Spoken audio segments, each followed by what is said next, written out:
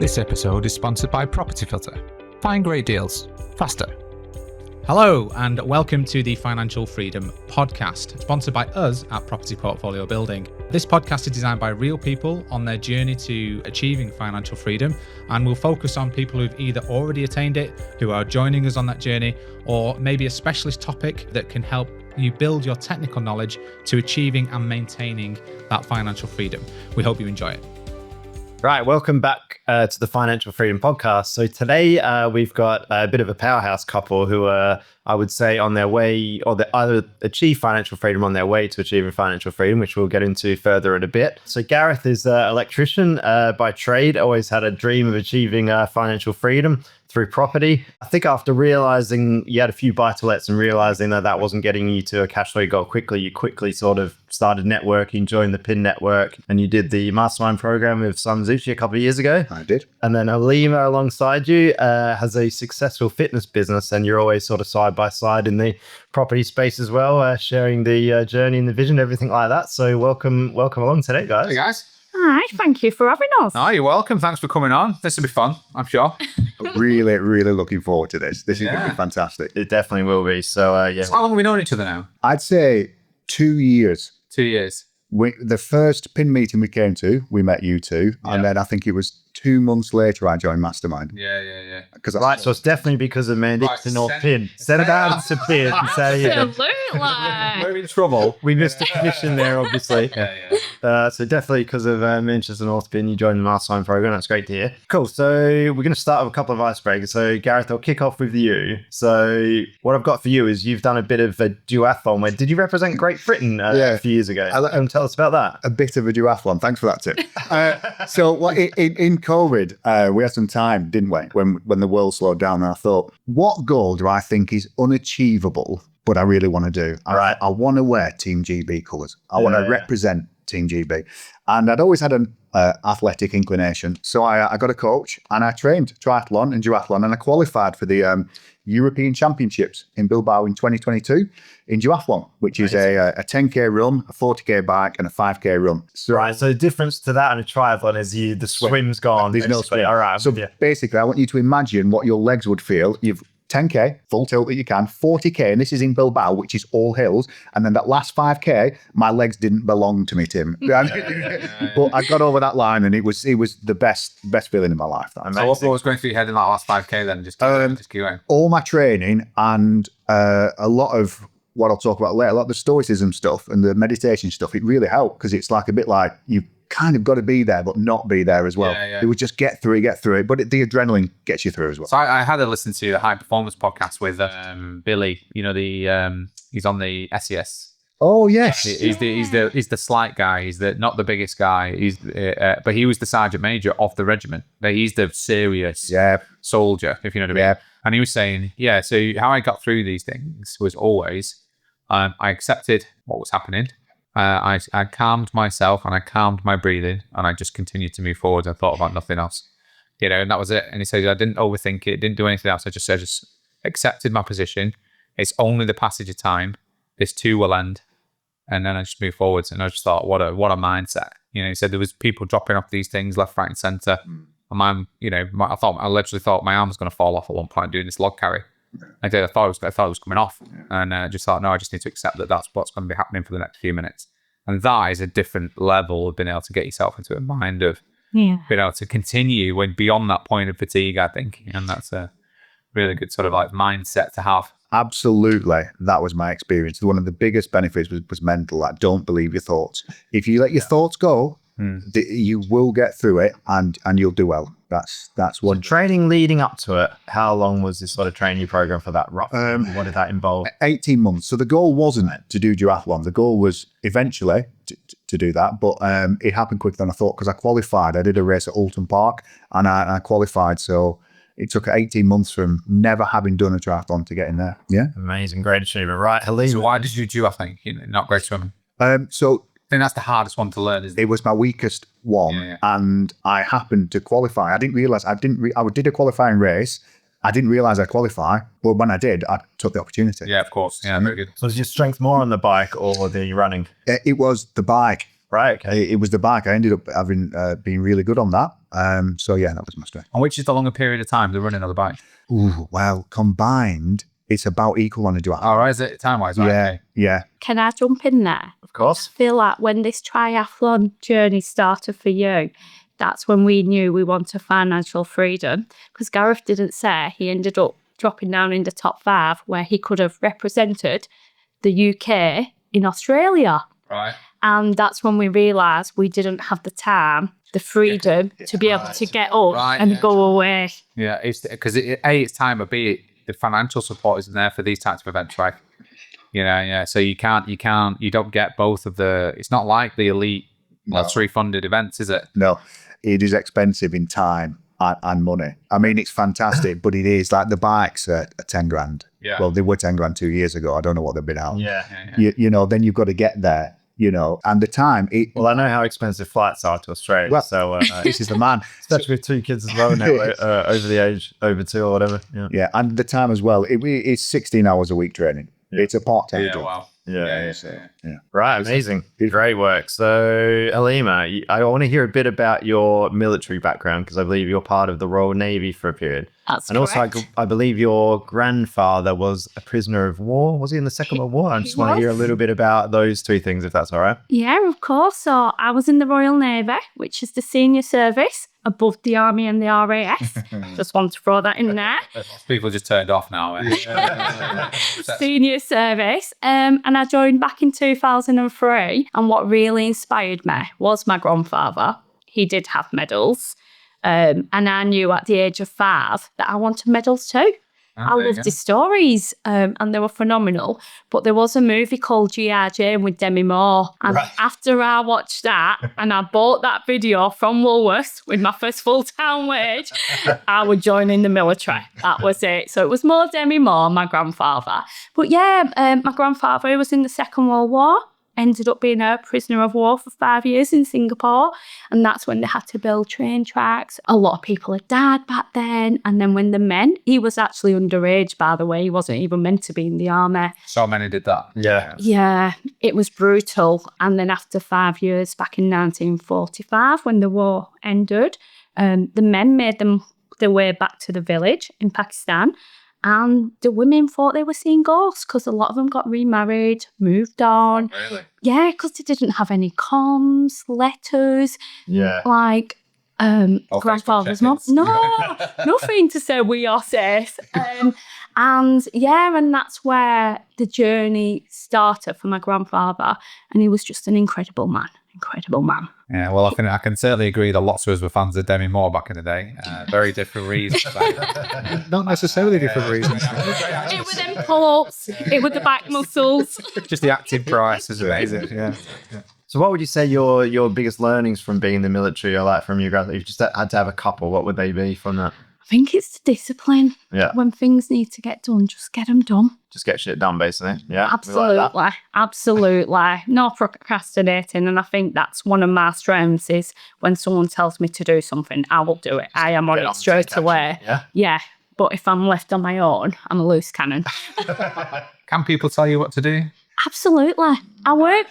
Mr. Reed. I was a bit excited. Maybe not Gareth. Was inaudible slightly there. If I'm a land and it feels right for me, I will. Yeah, very good. Yeah, I think there's always an acceptance of, it's not being told what to do. You're part of it, right? Yeah.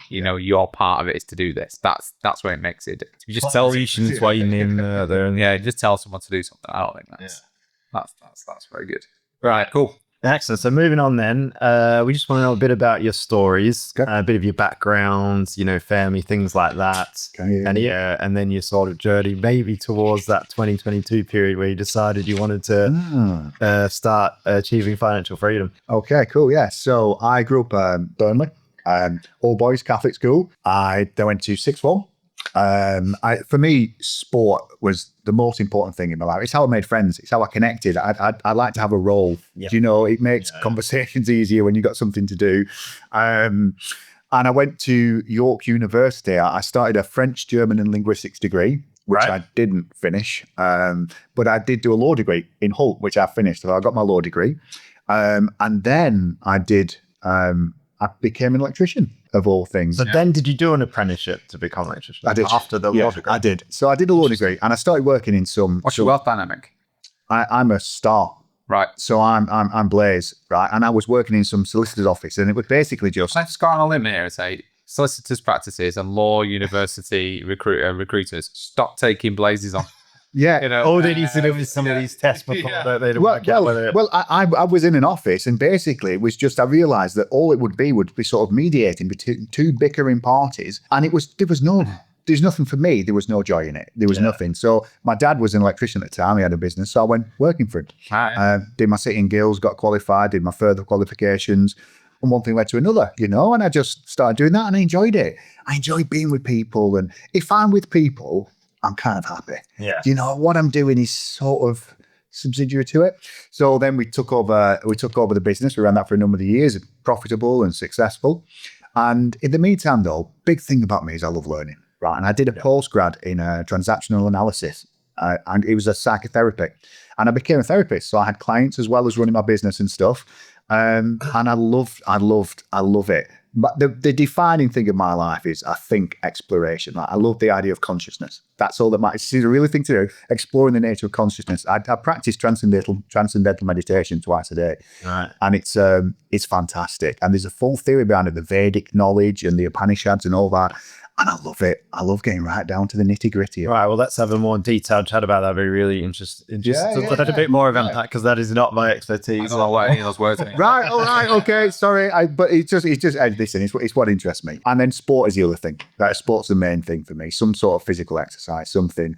I love it. I played rugby for my town, a lot of football. Tennis was my bag, really. I got to county standard, and now I am obsessed with paddle. Oh, everyone's obsessed with paddle. I'd say I'm obsessed, right? This is my nature. I've got such an addictive nature. I've had about 4 games, but I've entered myself in my first tournament on Saturday, right? And because I think beginners will be below me, I put myself straight in intermediate. So tomorrow I'm doing that, and then I'm off to the Maharishi Dome in Skelmersdale to learn an advanced transcendental meditation technique in the evening. So I like to... It's all or nothing. Right, looking forward It's to all or nothing. I'm going to come and join you for a paddle game I sometime. thought you were going to go for the meditation. Maybe we could lead to some meditation. Okay. I think we'll start with the paddles. That sounds good. Cool. Right, and then Halima, then what's a bit about your story leading up to your journey to financial freedom? So, born and bred in Burnley. Ended up going to an all-girls school, which was called Pram Pushers. There were a reason for that. And then from there, I went to college. It wasn't called prom. No, it wasn't. There's people now Googling pram pushers school. Walshaw, our school was known as Pram Pushers. Nobody called it Walshaw. It's like, oh, you're at that Pram Pusher school. Anyway. And then I went to college and I did public services. And I actually wanted to go into the police at the time because everyone's like, going to the police because of do you remember the bill back in the days? And it looked really cool when they like banged the doors down and like, get out the way. That's the one. My grandpa used to record it on video Casualty. and watch the video. Yeah, you watched the episode. It was awesome. But In Australia? In Australia, yeah, absolutely loved it. I didn't realise they had the bill. I Yeah, didn't it realise was it. big. So in Australia, the Bill, Mr. Bean, and the in-betweens was like basically everyone's knowledge about Great Britain at the time in the 90s. Oh, I love that. Yeah. What must they have thought? You moved here, mate. It's the in-betweeners. Would you want to move to the UK after the in-betweeners watching that? And Mr. Bean. Funny though, obviously there's a sense of humour there somewhere. Yeah, so then I went to college, did public services, and the course took us down to the Navy for a week. And I always thought I'd end up in the army at some point in my life because we had an army careers office in Burnley and I always used to go in and they'd be like, come back when you're older.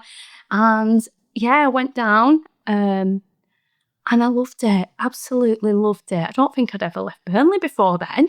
So going down to Plymouth and the journey and seeing all the ships, it was phenomenal. And that's when I joined the Royal Navy back in 2003. Right. You signed up there and then while you were there, or? I knew I wanted to do it. I had to wait till I were 18. Nobody would sign my papers because in my culture, the military wasn't really known. I were, as far as I'm aware, the first female Muslim lady in the military back then Right. in 2000. On the whole of the UK, or Yes, Really? as far Amazing. yeah. I remember the chief who recruited me, who told me at the time, we didn't really have many women back then. Yeah. I think the military got very popular as I was leaving towards the end with lots more females. Yeah. But in the early days, we didn't have as many females. I think it's safe to say you were the first female Muslim from Burnley. Absolutely. That whole flavor was nationally. Yeah. Yeah, I like it. just take it nationally. I set the tone. And it just, the journey started from there. How did you feel though, like, if you don't mind me asking then? So obviously you've joined there, and this person is saying to you, "Oh, by the way, you might be the first female Muslim to join the Navy." How do you feel at that point? Does that feel isolating at all? I felt really proud. I felt like I was following my grandfather's footsteps. That's good. Because from a very young age, age 2 or 3, I remember being at them Remembrance Sundays every single year with Granddad and Dad. Never a year I missed. Dad, I probably went before the age of 2 and 3 as well. But it's like the military was in my blood. Yeah. So yeah, I just felt really proud. It was a bit of a shock, a culture shock, especially later on in my career when I had to do an Afghan tour back in 2008. And then that's when I realised things didn't really align with me, but I still stayed in the military. And then when I was ready to go back onto my second tour in 2012, I was like, I can't do that. I'm not going to do that. And that's when I had to get out there fast as possible. Right, so you had almost 10 years in the military. Yeah. And that's when I realised my values didn't align, things didn't align with me, and I didn't want to be part of it. But majority of it, the culture, people, the adventures, the sports, phenomenal. Yeah. The best chapter of my life. And I think them experiences, because I have done a lot of travelling with the military, I ended up being very lucky because they had a lot of money back then to send the ships away to go ashore. And I know a lot of the military personnel don't get as many tours anymore. So I've ended up being in Bahrain for 6 months in a luxury hotel. I was on the HMS Art Royal travelling to America, but stopping along the beautiful countries along the way. Yeah. And that's one of my reasons for financial freedom, because the world is beautiful out there and I want to see more of it. Yeah, very good. More travel. Yeah, excellent. Absolutely. And when did you two meet then? Wow, 10 years ago, wasn't it? 10 years ago, right? 2013. Yeah, we met, isn't it? Just after the military. Yeah. After The time in the military. Yeah. Excellent. So, right, financial freedom then. We want to talk about that. So, I'll ask you both what your definition of financial freedom is and what it actually means to you. We've touched on a few bits there already. And then where do you think you are on that, the journey to that goal or whatever? And then maybe we'll touch on some strategies after that. Cool. Sounds good.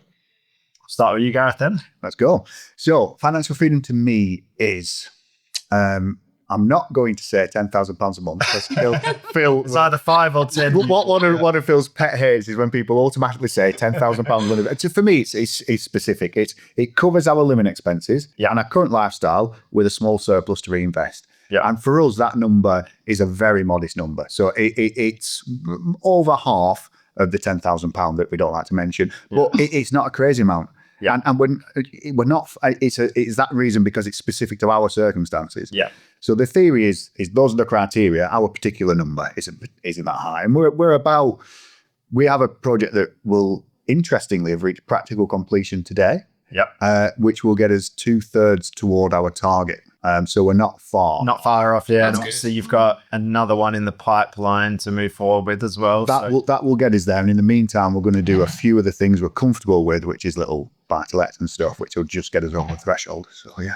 That's good. And I just got to qualify I do feel like it's a defensive thing now. It's so the 10,000. It's not the number. It's the arbitrary nature of people who come up with it. It's a very round figure, isn't it? Yeah, And it just means you haven't thought about it properly, and you're just being arbitrary in your thought process. And that's why I don't. When someone says, "Well, what are you looking to gain out of your property career?" and they throw back to me 10 grand a month, my first question is, "Oh yeah, do you earn that now? And is that net or gross?" And if you can't answer those questions, then I'm a bit like, well, it's arbitrary. Why don't you actually have a look at what it means to you and the number that you need to achieve through what you're trying to do, and then you've got an actual goal, So that actually means something as well. Otherwise, it's not worth even continuing the conversation, if I'm honest. Because so many people we've met over the years that could throw that number at us, and then we'll see them 2 years later or 3 years later, or never again, and then they haven't made any inroads whatsoever. So nothing should ever be arbitrary in this journey, in my opinion. Yeah, and I think like you touched on it there, it's really good to look at what your actual living expenses are.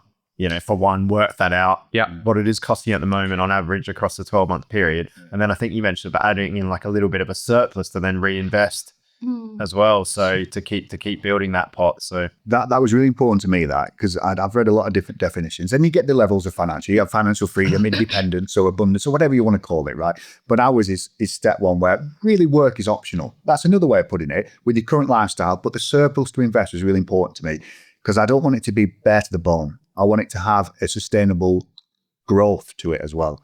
And that's why I arrived at that number. I agree with Phil. There's no point having an arbitrary number. And I agree with you that the process of working out that number reveals so much about your current lifestyle, your current values. Are you really happy spending that much money on coffee? Yeah. Oh yeah, I wasn't. How much are you actually going out and just getting another little treat? And you realize then when you look at it, you think doing that, it probably means I'll have to keep working for an extra 5 years. Do I want that comfort of that extra coffee, or do I want to be free? And you don't know that until you drill down into numbers. And the best thing to do when you drill down into numbers is to take a second and think, how do I feel doing this? Because sometimes I feel quite anxious, and I think that's a big sign. Yeah. If I feel anxious looking at my finances, I need to look at my finances. Yeah, I totally agree. And one of the things is the really hard questions and the ones that are real, but the answers are really tangible. Is living in this big house and having this big car worth 40 hours of my life?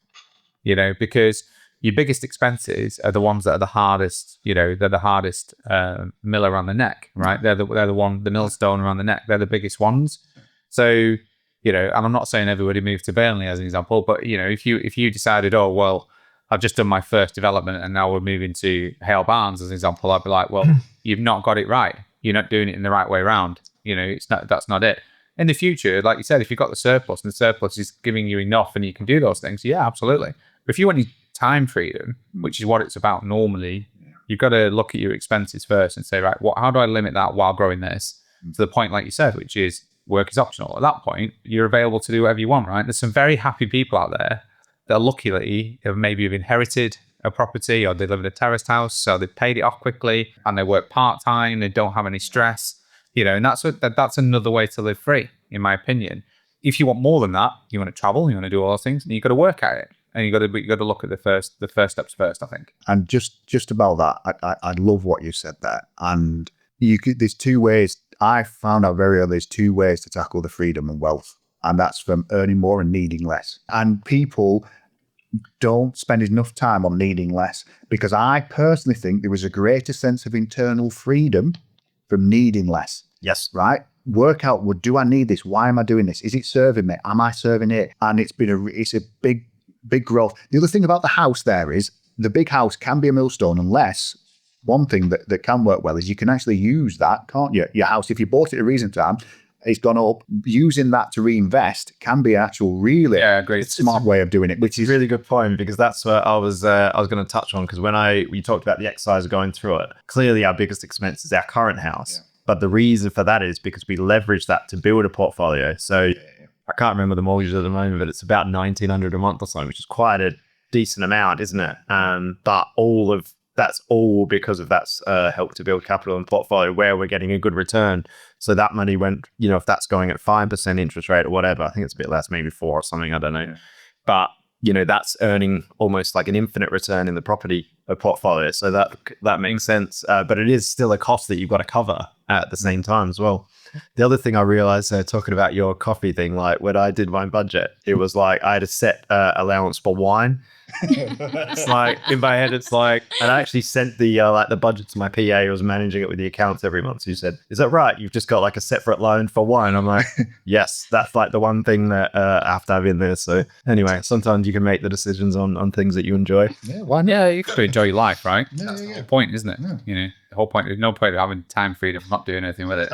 Right? Right, Halima, we haven't heard your what it means to you. I want to hear what it actually means to you, financial freedom, and your perspective on it. Financial freedom to me is, God forbid, if a family member or loved one felt poorly I would not want to have the stress or pressure to know where the money was to come to pay the bills. And I've seen that happen in the family. Of course. Yes, It's one of the key reasons, isn't it? And that's very strong to me. I want to be able to like, as my mum's getting older, she's becoming more vulnerable, I can spend more time with her.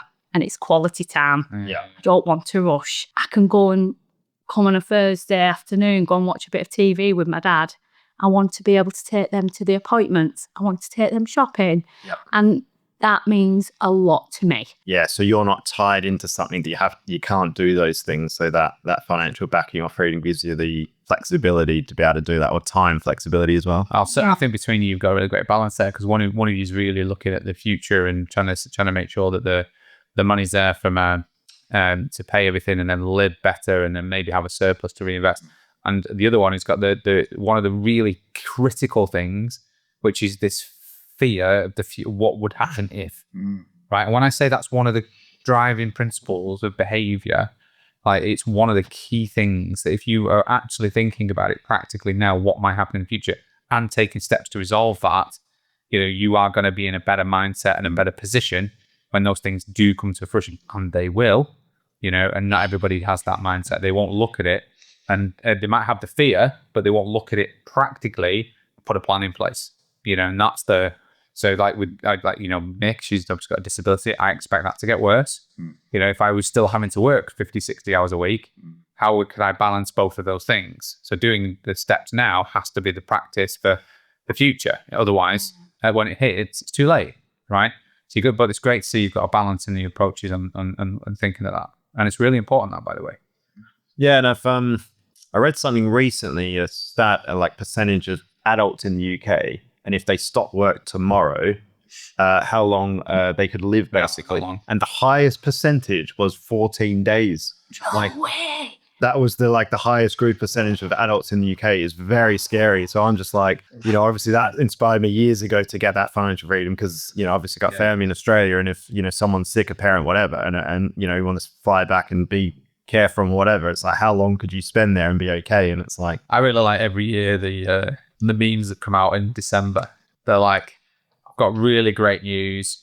I've now got enough money to live for the rest of the year. Like, it's like December 30th. Whatever happens, I'm all right until next year. Like that. So we're filming this in the middle of November. Yeah. So most of the UK, if they stop work today, would not be able to get to Christmas. Yeah. That's the frightening stat, unfortunately. Yeah. And it's quite scary out there, because I'm knowing a lot of people who've been made redundant and who haven't actually planned ahead and losing the jobs and like living this extravagant lifestyle and having this beautiful car. But is it really worth it? Yeah. Is it really worth having that? I mean, it's everyone's definition at the end of the day. And it's good that it was right for you. But it's got to be right for you. And you got to question these things, don't you, if that's what you're doing. So, right. So strategies to get you, which you're saying about 2/3 of the way to your sort of financial goal, in a way, for financial freedom. What strategies are you using or have you used? So we started off, as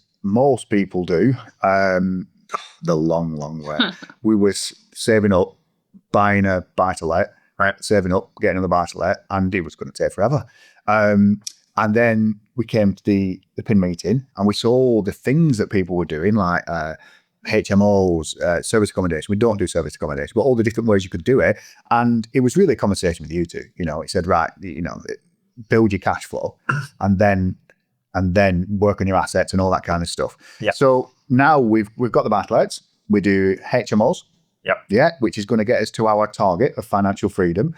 But in between, we've got a little bit of play we like single lets. We know the area. They've done really well for people we know. Especially over the long term, don't they? You get good growth in them as well. Over the long term. The right term. locations. So we prioritized HMOs, but we are still dabbling in some single lets when they come along. It's a very sensible strategy. You've got a balance then, haven't you? Yeah, ultimately. Problem is, if let's say you've only got single lets, let's say you've got 3 single lets, and then for whatever reason, all 3 tenants stop paying at the same time, what do you do?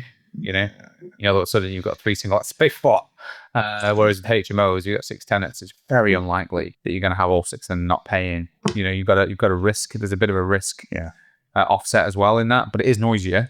But the single lets are over cash flow and capital growth are always going to be better over medium term. And there are ways to mitigate the noise as well. So, for instance, we don't manage any of our properties. That was important to us. That was all. Yeah. Even the single lets. We don't want no noise. Well, Like the business, what we want to build in the property world, do not want no noise. I do not want to know who the tenants are in there or anything. I just want the property management company You don't to want any take over. complaints about other tenants Absolutely in the not. house taking rubbish out and stuff like that. That's what you don't want to hear is but the due diligence from our side then, if that sounds more like abnegation than delegation, that's not true, because we are responsible ultimately for that. So we pick people we know and trust to manage them, both in Birmingham and the Great Manchester-based ones. And that's important. It's really, really important, isn't it? Because we talk about it all the time, but a lot of investors underestimate the importance of how good that team is, for the long term and things like that. Yeah, everyone's focused on the deal and and trying to get their build cost down and find a builder and that kind of stuff. And I'm like, well, you've got that for 1 year. That's a 1 year problem. And your 10-year problem is your management plan.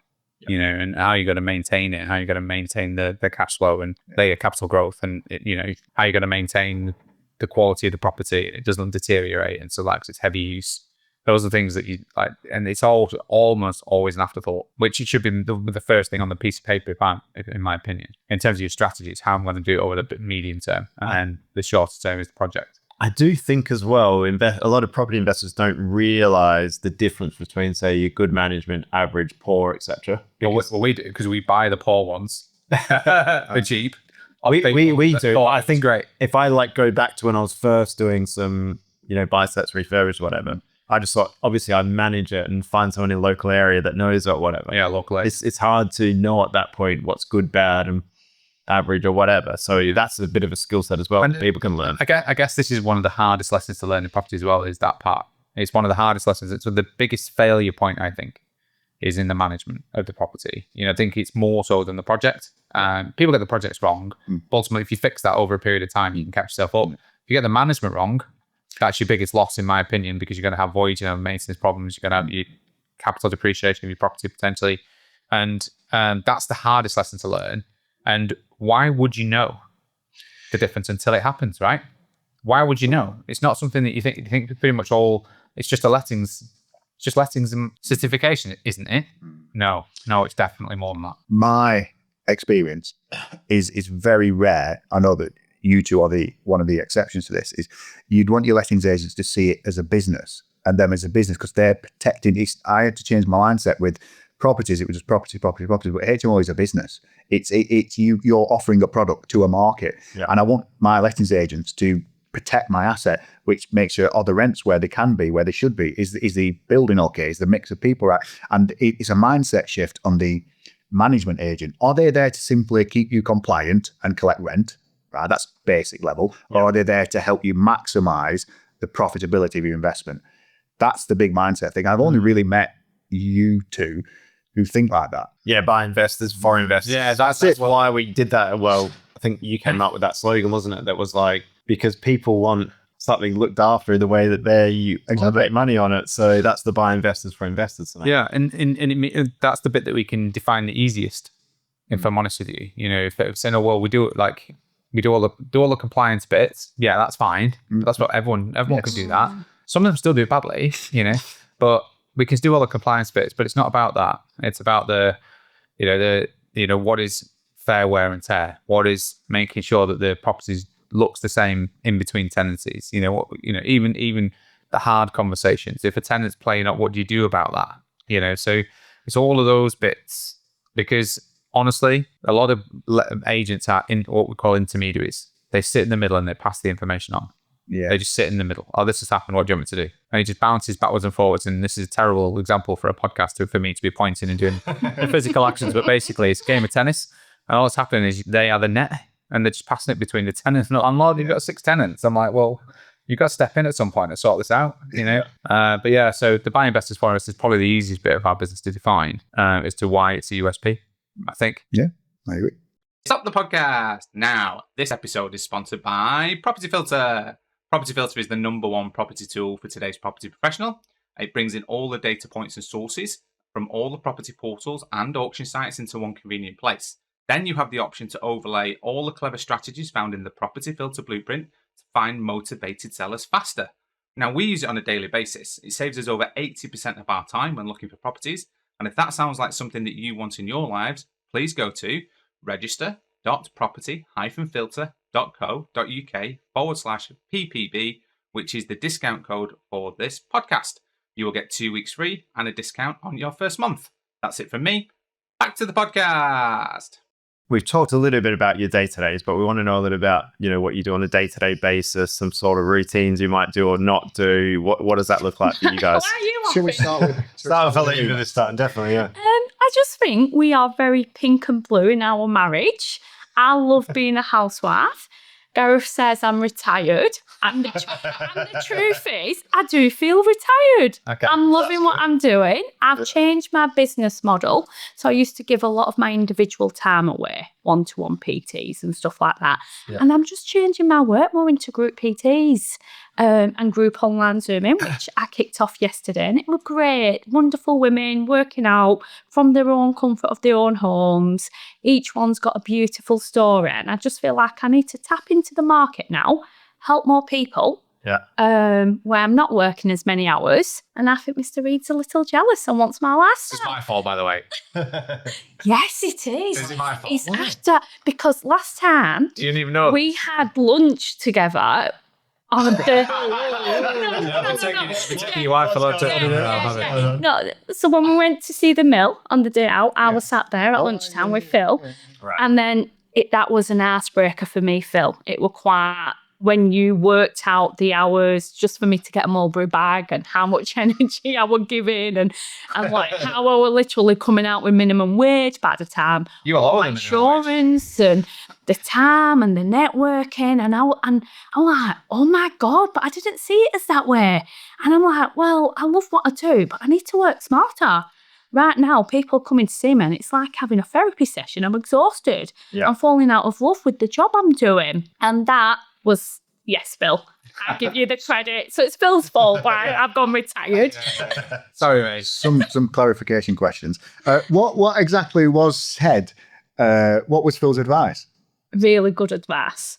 I told you, but you're a man. remember? You don't. Yeah, so Explain it. So, because I'm from that background, right? So I worked in the personal training and gym environment very early in my career because I did a sports degree, which made me unemployable, right? So I had to do something in that environment before doing something else to make it feel like that 3 years wasn't wasted. Yeah. So we just went through the business model really and just had a look at, how many clients do you have? What is the end goal? Why do you do it? And, what is the, hourly rates and things like that you're charging? But then in practice, but if you're delivering 1 hour, it's 3 hours. If you the 1 hour delivery is 3 hours of time. It is. Because the preparation and we've got lost time before, lost time after. It's very unlikely you're going to be able to do back-to-back sessions. So if you think about an 8 hour day, someone that's paid for 8 hours, you might get 3 sessions in an 8 hour day. And those 8 hours are not in the time when you would like to work either. They're normally Late in the day or early mornings, isn't it? Yeah, same. So when we worked it out, and the Mulberry bag was the objective, I'd like to buy this bag. We worked out that actually it was about 2 years, something like that, before you could do it. And when you actually work backwards from your minimum wage, if you looked at the hourly rate you were charging for one person versus the 3 hours that you were costing you and the number of units you could do in a week and stuff like that, you may as well have gone and got a part-time job in B&Q in practice. But there's a lot to say to a business that you've also gives you passion. Yeah. But then you were talking about it not being passionate. I was thinking, I've loved with it. And at that point, it's like, well, don't do that then. Because the whole point of financial freedom is you're doing things that will be that are tangible. But if you get groups together where that 1 hour becomes 4 hours paid, even if it's slightly cheaper per person, and you could do 2 or 3 of them in a day, then all of a sudden, you're in a different position. My hope, my goal, my plan is in 2 years, inshallah, 2 years, I could be at a point where I'd love to do something I'm genuinely passionate about, genuinely. And I think we're all got here for a reason. I think I haven't found mine yet, if I'm honest, but mine would be helping others, something to do with my psychotherapy, something to do with the the meditation, something to do with that. It matters to me, and I'm good at it, and I'm passionate about it. But at the minute, I'm not free enough to do it. I have to keep doing my day job. I have to, because Halima, and I love her. My desire is to be as retired as Halima. To be as tough as my wife. But I will get there, and then I can do something that I think genuinely contributes, because that's what matters to me. I think you're too competitive for that. You do think so? I don't think you've got retirement. No, I don't mean retiring. Yeah. No, I don't mean. I don't think we'll ever retire. We always want to work. Something that you find that you're passionate about and gives you good purpose, but be in a position that you got the fallback that you don't have to do it. Like, you could retire if you want. I think that's what you're trying to say. What do you think? Which sounds a lot more aligned to the way I think, because I can't think of anything worse than the actual retirement. No. But it's having the financial position to say that you are retired, that you're pursuing things that you want to do, basically. Yeah. So what were you thinking about the competitive? What do you think? Before, so I think we've got very similar personalities. And very similar wives, if I'm honest with you. You boys are all or nothing. Me and Nikki love bags and travel. Yeah, so nothing wrong with that. I see a lot of what your journey is now in terms of my early journey and stuff. So certainly in the competitive environment. So I think that's going to have to be something that you answer the key. I talk about the 5 questions. I've given you these questions in the past, probably, which is, whom do you serve? What does their world need?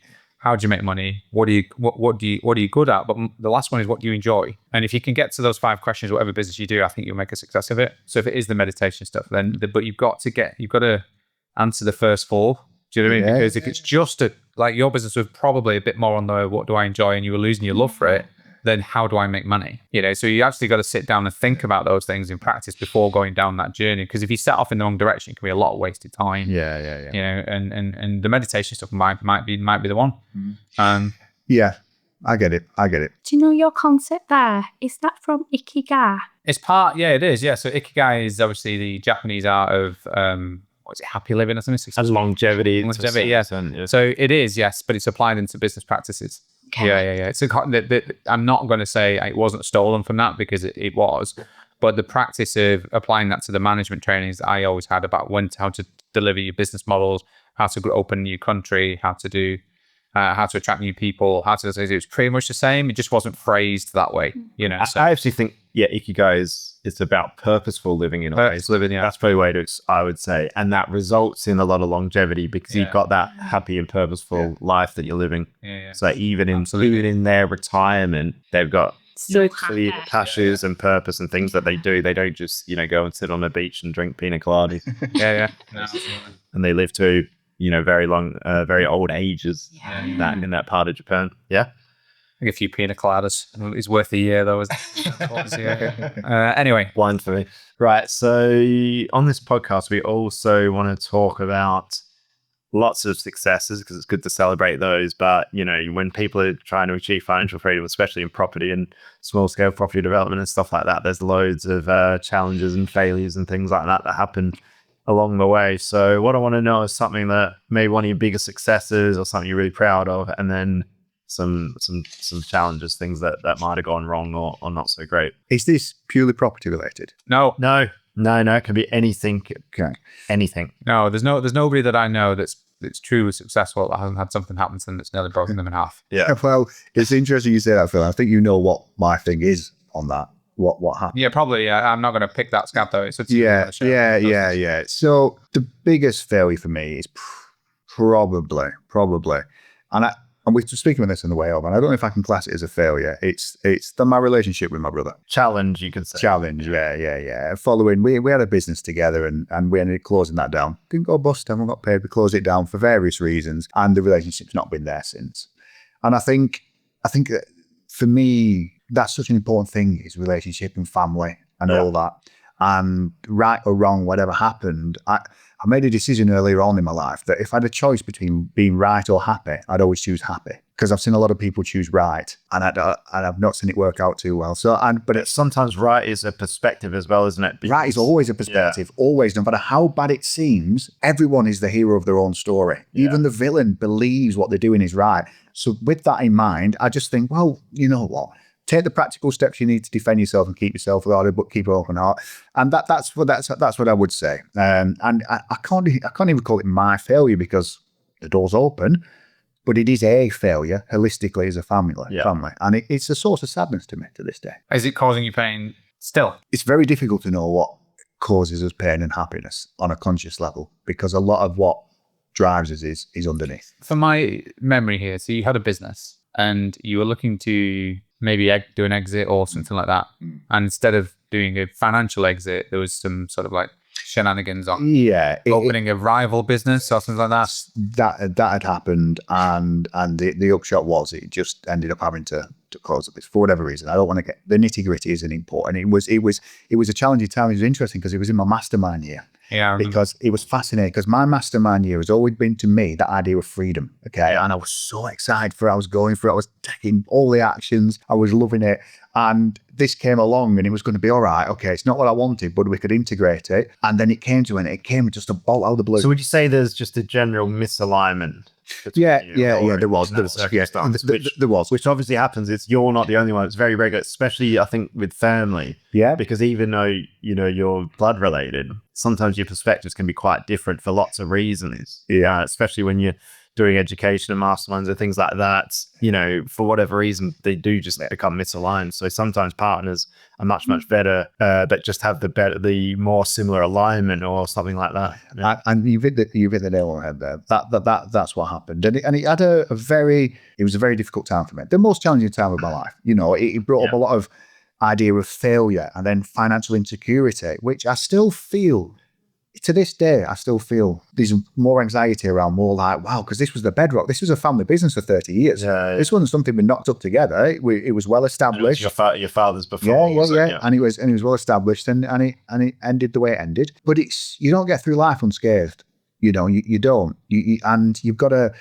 There's that Japanese saying, isn't there, when your pot breaks and you put it back together and use the gold leaf and the joints can be stronger and all that. You've got to find a way. And I've spoken to Phil about this before, when you've had a challenge in the past, and you get to choose who you're going to be afterwards, don't you? You get to choose your response, as Viktor Frankl said, the gap. That's one of the benefits of it. But that was, I would say, the bit that's... Yeah, I think that if I took a learning from the challenges that I went through, it's probably taking an edge off the ego almost. I don't really, I sometimes feel like now I'm much more considerate in terms of responses and the way that I go about doing things in relationships and stuff like that. Whereas before I would probably just charge in and sort it out when you get there kind of a person. I think a good term is you either succeed or you learn, is in a way. Yeah. So whatever comes out of these circumstances, there's always just things to learn about. Yeah, there were people who I've not seen for many years, who, if they knew me now, would be like, you're not the same person. Right. And I would put down that learning as one of the key things, really, in terms of the problem with success and the problem with winning is if that's all you have, your goals get bigger, but then your failures get harder. Yeah. They're also going to get bigger. Yes. And if you've never failed, it's going to be a major failure. Someone's coming and you don't know. You won't see it coming. And I didn't see it coming. That was the problem, because I'd done what I would normally do in normal business practices, and it just didn't work. And that to me was like, what it meant was I was not ready to be the fully rounded person that I'm trying to be from a development point of view. And now I probably am much more well-rounded, but it does hurt at the time, definitely. It's interesting because your learning was to take the edge off. Mine was to hold my edge a bit more. I'd been too naive and too trusting. So mine is the opposite. Mine is to find that flinty side, which was always there for my competitiveness and all that. It was always part of me. Yeah. But either way, I think it's true. It's like the hero's journey. You get thrown in and you come out of it from your darkest hour. You come out with something, some learning, some tools, some knowledge that equips you for your next step. So that's the way, I think, the most productive way of looking at things like that. Yeah, absolutely. You don't build resilience in successes. You only build it in failure. So good, right? Halima, should we throw to you for a big challenge or something that you've encountered over the last few years? Or do you know what? I know it's a bit personal, but I think one of my biggest challenges was not being a mom. Yeah. And we tried for 7 years. But when I look, and I've come through the other end now, I've come through acceptance. And this is another reason for me for financial freedom. I can't wait for the day where I can volunteer in orphanages and schools around the world. Do you know what? If you like volunteering for babysitting of like 2 and 4 year olds, I could definitely help you out with from that perspective. You've got a tutor. And I think now, if I were to look back, everything happens for a reason. I've gone through acceptance, but I've got a bigger purpose out there now.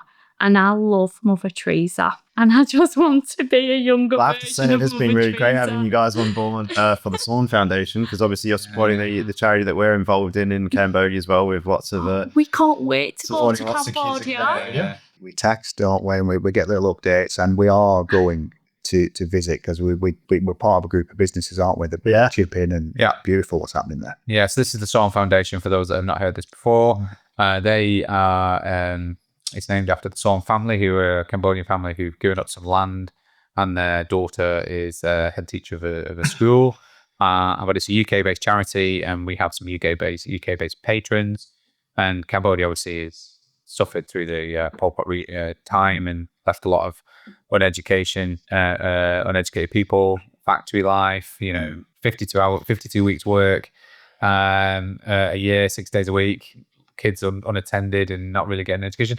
So yeah, we sponsor a school. We fund it. We fully fund it. All the stuff there, and there's nothing better than getting those messages there. But it doesn't matter. Beautiful. Doesn't matter what's happening as well. What you might be in the middle of something that's quite challenging. You get that message. It's like, yeah, keep going. It's great. I have to say.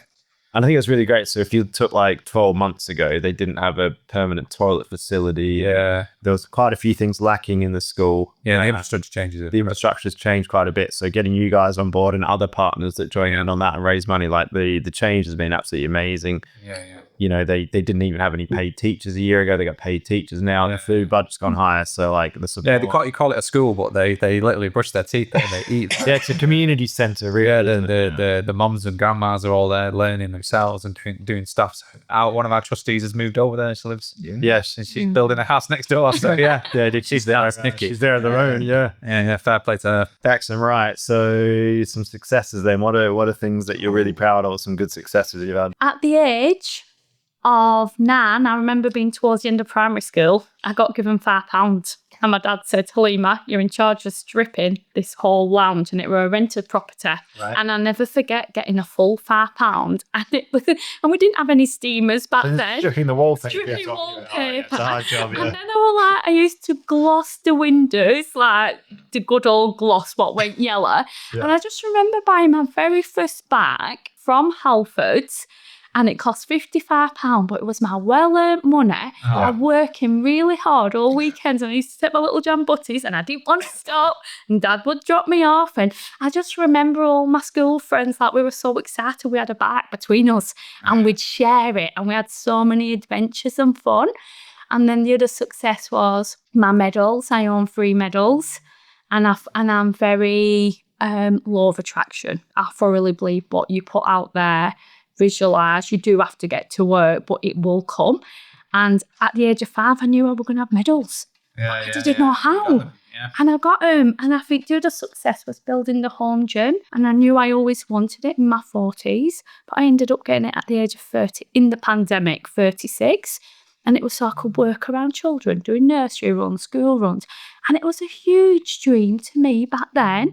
So yeah, I've had some amazing successes. I love the £5 scenario. I mean, I just remember doing my first paper round, and like, because my parents, and I don't know what's like here at school, but you have like a cafeteria and stuff, don't you? Yeah. And in Australia, you either like bring packed lunch or there's like a canteen. Same. So my friends would always get money for like the canteen, and my parents never did. So when I started doing the paper round, I got $9.86 per round. Wow! And suddenly that's decent. I could go to the canteen and buy some lunch. And it's like that was an amazing thing. If you back on it. So yeah, it's weird you say stuff. My problem was my paper shop had a tick system, so you could say if you wanted a chocolate bar, you could pay for out your wages at the end of it. That's dangerous. Dangerous. But they used to have these like dark and light Mars bars, which were amazing. They don't do them anymore. And I used to be really addicted to those things, like dark chocolate and lighting. Anyway. Yeah. But yeah, but the funny story, this is how much of an idiot I am. One of my failures, thinking about it now, is when I bought my house that I live in now, which is a detached 4-bed property. I stripped the entire downstairs myself. It's hard Should have work. paid somebody £5. Dude, I'd done that. I agree. Right, and then at the end, the guy who's going to come in and decorate for us came in, and he was like, "Oh, do you have a wall stripper I could use just to get the last few bits off?" And I handed him what I've been using. He's like, "That's not a wall stripper." And it was like to put like polyfiller in the. So not only was it not strong enough, but it was only about that. It's only about 1.5 inches wide. So I've done an entire ground floor of a 100 square meter building. So about 50 square meters, walls and ceiling, with this polyfiller like knife, if you like. So it's just too flexible and it didn't have. How long did that take you? Oh my God, don't. Yeah, it was a while. I have to say, yeah. But you don't know, you don't know. Good learning from that. The good learning from that is I'm not doing those things anymore. I'm not paying a guy, don't in my life, right? Exactly. Right, Gareth, to you. What's my success? Well, before I do my success, we're talking about first one. My first job was for £2.52 an hour in QuickSafe. Right. That's my first job. Nice. On the till. I love that. So biggest success. The most successful decision I ever made, if I could pinpoint one decision that's the most positive impact on my life, without doubt, it was quitting alcohol, stopping drinking. And you've converted religious-wise. Yes. So was that at the same time? That was after. I'd stopped drinking before then. Right, I didn't right. stop for religious reasons. I stopped because it was the right thing to do. Right. And every bit of success and positivity I've had, I can trace back to that decision. So would you say at the time you just had like you had a negative experience of alcohol I think generally, or? the most important thing is to have as good an understanding of yourself as you can. And my nature tends toward more and more and more. Yeah. It can be more good or it can be more bad. And I know that. So I don't have to pathologize it or anything or name it. I just know it. So I play a lot of paddle. Stuff like that, yeah. Yeah. Binge starts getting a capital B, doesn't it? And then you're like, And it doesn't really stop because it's the, yeah. So, It's a good way to save money as well from your budget. it's the personality difference as well, because you're quite steady. So you blood glasses of wine or whatever. Yeah. I'd be, let's get that, just carry on. I never understood the idea at one point. I never drank at home, never had a pint, no. Right. So yeah, the relationship. Yeah, the relationship is unhealthier. Yeah. Was much unhealthier. Yeah. It's just a different sort of relationship. Is she the only one drinking on the podcast, by the way? I'm out. I could be saving a lot more if I changed. Yeah, good stuff. Great. So I know you guys, especially last year, has done quite a bit of educational stuff. Mastermind. You got involved with Property Investor Network. You do a bit of reading. Listen to really good podcasts as well. What's a great bit of advice you've had or something you've learned in the last few years that you could pass on to our listeners? I don't like watching TV throughout the week. I like personal development and learning. And I think the biggest thing I've really learned, and I've just wrote a couple of notes down here, is not to care what other people think. I've lived in my head for so many years of thinking what other people will think, being judged.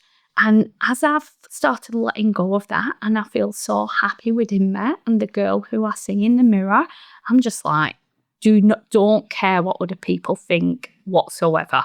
Live your life and follow your dreams. I think if you do that as well, you'll find your crowd is people who don't judge you.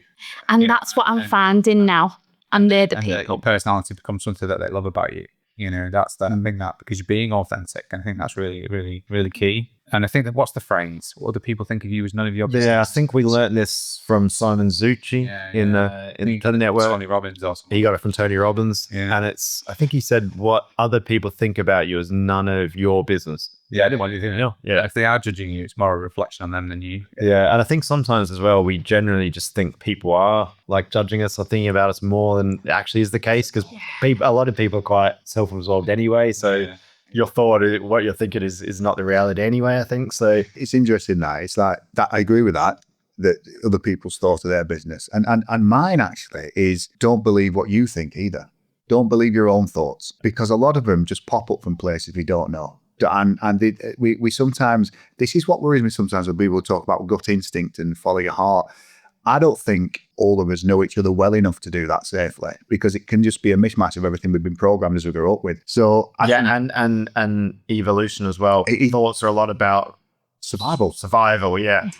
And a fantastic book on that is Joseph Wynn. It's called I can't remember.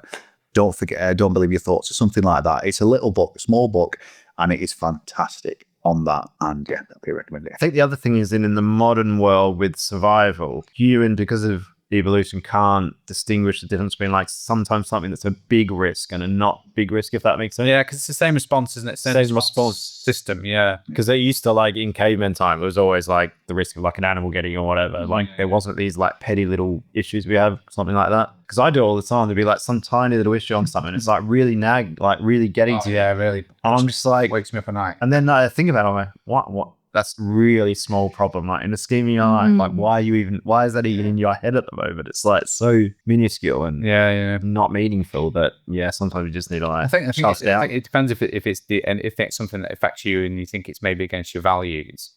I think that plays with your mind more. Yeah, that does as well. You know, because if it's something where I feel like, oh, if we don't achieve this, it's going to let this person down. Yes, then that really plays on my mind. You know? And it's interesting because I think that plays on my mind because it's the fear of getting kicked out of the tribe. Because that makes sense. Public speaking, why? Because it's the fear of being judged. Put yourself on social media, why? It's the fear that you're not going to fit in. You're kicked out of the tribe, and it all goes back to death. It's the fear of death, and it sounds crazy, but I think we tie everything to our immediate survival. I do. So yeah, cool, really good. I like them. Like them. Well done, team. We've asked you to bring some questions for us as well. Have you prepared something? Brilliant. Well done. What have you got? You've got there, didn't we? You survived it. Yeah, survived it so far. Oh, I didn't tell you about my book recommendation. Go on. Limitless, Tim Peake. Ah, right, yeah. Absolutely amazing. Yeah, we do. Yeah, I read that years ago, actually. Did you? It's quite it's been around a while now. Has it? Well, Tim Peake's the astronaut. yes. So is that completely different to the movie Limitless? Yes. Right. Okay. I'm like, it's about a guy taking like drugs and he achieves amazing things. Tim Peake's the British astronaut who lived on the ISS for a while. Right. Okay. On a marathon in space and that kind of stuff. Right. Tim Peake. I'll put that one there. Limitless. Yeah. Well, since I've read... While the London Marathon's going on, Tim Peake is running it in space. So cool. That is amazing. That's cool, isn't it? Well, since I've... You don't weigh anything, but... Since I've read that book, I really want to go to space. So if anyone listening to this podcast has got any contacts with NASA, please contact me via LinkedIn, Halima Reid. Because every time I go for a run or do exercise now, I just think I need to be fit for space. That's what gets me through my workouts. Nice. Lovely. Questions. Tim, yes. Okay, so Tim, what's one goal? Right, I'll frame this question. You've achieved a lot, right? You and I know the kind of pressures that you must be under to bring all these projects in for yourself, for other people. You did 11 deals on Mastermind, which I can't even imagine how that's possible. So, I do not recommend that. No. No. You get closer to death than you should have otherwise. So with that in mind and what you've achieved now, what interests me is what is one goal you currently have that terrifies you? Right. Okay. So this will relate back to family actually. So if you took a goal, so because of the goals, say that me and my wife achieved like financially and business and whatever and things like that, my biggest fear is that my children are growing up in quite a cushy sort of lifestyle and things like that. So the one that terrifies me is I just want to raise kids that are resilient. I think we talked about resilience before, and are strong mentally, if that makes sense. Yeah. So I find that, and I think being a parent as well is like being the parent that can do that would be a good parent. I still don't know what the definition of that is, but I find that really hard. And like as a goal, how do I achieve that? But it's not about me. It's about them. That scares me a little bit, but I don't know if I should be scared of it or not, because, obviously we're just going to do the best we can. But, I just want them to build that mental strength and resilience, to help them achieve what they want to achieve, even if it's, completely off piece to what I would think success is, as long as that is what gives them purpose in life, that will make me happy and hopefully makes them happy. Does that make sense? That makes perfect sense. Do you know what I'd like to say? Get them outdoors, get them camping, teach them how to catch fishers. Yeah. Like get their own food, go back to Bear Grylls. Well, I was listening to like a really good podcast on this topic the other night, and I can't remember the guy's name actually, but he was just talking about like the best thing you can do as a parent is just let your kids learn and make mistakes with things, basically, because if they've got homework and you just do it for them or whatever, they don't learn. If if they go to school and they forget to do it and they get told off and you let them go, like they'll learn from that. And that's my quote. Sorry? A little Batman quote. What is it? Why do we fall? To get back up again. Right. Yeah. Oh, I yeah. like that. Beautiful. Yeah. So even if, just let them learn and fall basically, and then do some of these failures, even though it's hard as a parent, isn't it? Because you don't want to go through pain. Stick him in a corner. So I had a different question for Phil. But if you think answering Tim's question would be more interesting, you can answer that one. So my question for you really is, I'm very, very interested in AI at the minute. And I wondered if you had any thoughts on how AI would change the property investing market in the next 10 years. I'm not really And it's fine, I didn't mean to put you on the spot with that. Yeah, so from an AI perspective, my hope is that it brings like real efficiencies, because what we do is really hard. And we've just wrote, we've got a book coming out shortly, which is to give people the process and the systems that we run, and it's hard. It's not easy. So what I really hope is that we bring the property world into the new world, because it is very antiquated in many, many ways. The legal system, the title system, the planning system, the finance raising system, the risk balance system, all of that stuff could be really improved by AI. So I really hope that that's something. It's something that we're looking at as well in terms of, is there a way for us to improve how people manage their own programs and projects using both systems that we've created, but can we add in some AI stuff to that? In terms of regulation and matching and planning and history and what is the best use for this property type scenario. That's really keen. Whether or not that is ready, I don't think it's ready yet. AI at the moment is very early in its journey, and what I found, certainly because we've got ChatGPT, we've got the paid ChatGPT, it does help us in our business, but it's bias. It holds bias.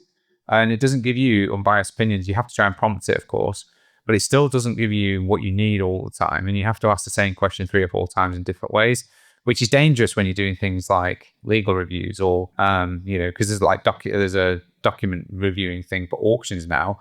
And I've used it, and it was wrong on a couple of items. I was like, well, if you didn't pick up on that, that's quite significant, because you're stuck at that point. You exchange contracts, so it needs to get better in terms of, but it needs. But I think the problem is at the moment they've launched AI and it's very wide. They have to drill down into specific uses and train those environments to be very specific and within, almost like within their own environment, and not looking too far afield and trying to learn from other areas. And if you can do that, then I think that's going to be really, really beneficial. I love it. And I think one of the advantages will be, and I think in 10 years, with the rate it's increasing, in 10 years, we might even have a general intelligence. And that's when things can start acting as CAOs. And that's the next leap. I think where it will help is a lot of the, if you call intellectually mundane or intellectual menial jobs. Yeah. That's not offensive. That's just, they'll be gone. And a lot of what I see conveyancing solicitors do, that they're not a million ways from AI being able to do that. And my hope is that if time and money are linked, so the quicker we can make transactions, the more money is available. If it can really speed up the market, I think there's great opportunities there with a lot of oversight. So yeah, So I think the property sector at the moment, if you take in the UK, the legal system is quite slow and old fashioned, really, is probably a way to describe it. And then you've also got public sector parts, if you took planning as an example and things like that. But you sent me a message earlier in the week about Bolton Council and the way they were dealing with a planning application. Literally was I'm going to call them out, right? So cool. We've got a planning application. It's got some comments. From public, which is fair. It's a democracy. We like that. So I asked them for the comments, so we could respond to the comments. So I had to fill in a form, written, right? Didn't have to sign it. It had to be in ink. There's nothing to sign. Yeah. But they didn't have an online way of doing this. So I had to fill in this form, send it back to them, and they said, right, now we've printed off the comments and they're available for public view in our reception. This is like the 1700s. What are you talking about? I've got to travel to your office to come and see these comments. Are you it's 2025? What are you talking about? And they said, you can't take the comments away, but you are allowed to photograph them. So, well, what's the difference? Just send them to me. You take photos and send them to me. I just found it very if that's the if you think about it, that's a major town in the north of the country. What a backwards way of working. That's absolutely. And if you think that's only one little part, and there's so many parts. But one thing I agree with you on the menial tasks is in every revolution there's been, evolution or revolution or whatever you want to call it, the industrial revolution as an example, the whole point of it is to make life better. So if AI is in general is to do that, then I think that is a really great thing. I think what will happen is the economics of how we operate it will have to change. So they've already talked about it in a couple of elections in some of the bigger westernized civilizations in terms of like having a minimum income rather than a minimum wage. So those types of things will have to come in because there will be some, no more labor required. There's going to be some disruption in the job market. Yeah, absolutely. So they have to protect the people. There's no point in having all of this revolution and then making it harder for people. It's meant to make it easier, and that's the good. And then maybe, a Star Trek method of merit over finance is the future. Maybe, I don't know, but lots of stage. Not in our lifetime, I wouldn't have thought. I'll stick to buying assets, thanks. Yeah. Lovely. So we'll finish on that. So thanks for coming along, guys. It's been a really, really great discussion and a lot of value for our listeners. So thanks for coming on board. And yeah, just to close out, is there any way that any of our listeners can get in touch with you guys if they want to get in touch with you or get to know you more? Social media, LinkedIn. Yeah. We use that more. Yeah, so I'm on LinkedIn. LinkedIn. Just Gareth Reed, connect with me. And if you want to discuss anything, property, consciousness, duathlons, we've covered a lot. Anything. Get out and talk to you. Lovely. And further to that, if you have not liked or subscribed to this podcast on your platform of choice, please do that now. We'd love to get you on board for that. And until the next one, see you soon. Take care. Bye for now. Thanks very much. Bye-bye. Thank you once again for joining us on the Financial Freedom Podcast, sponsored by us at Property Portfolio Building. If you want to get in touch with us about today's podcast or any of the learning topics that we've gone through today, you can email us at podcast@invest-prop.co.uk or get in touch with us with whichever your social media platform of choice is. If you think you would add value to us as a guest on this podcast, you can please get in touch and let us know what you would be able to talk to us about. Other than that, we wish you well on your financial freedom journeys. And once again, thank you for joining us and we'll see you on the next one.